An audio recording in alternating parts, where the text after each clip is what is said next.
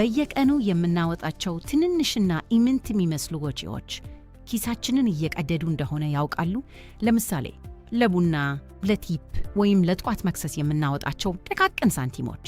እነዚህ በዓመት መጨረሻ ላይ ሲደመሩ ምን ያህል ትልቅ የገንዘብ መጠን እንደሚሆኑ አስበው ያውቃሉ?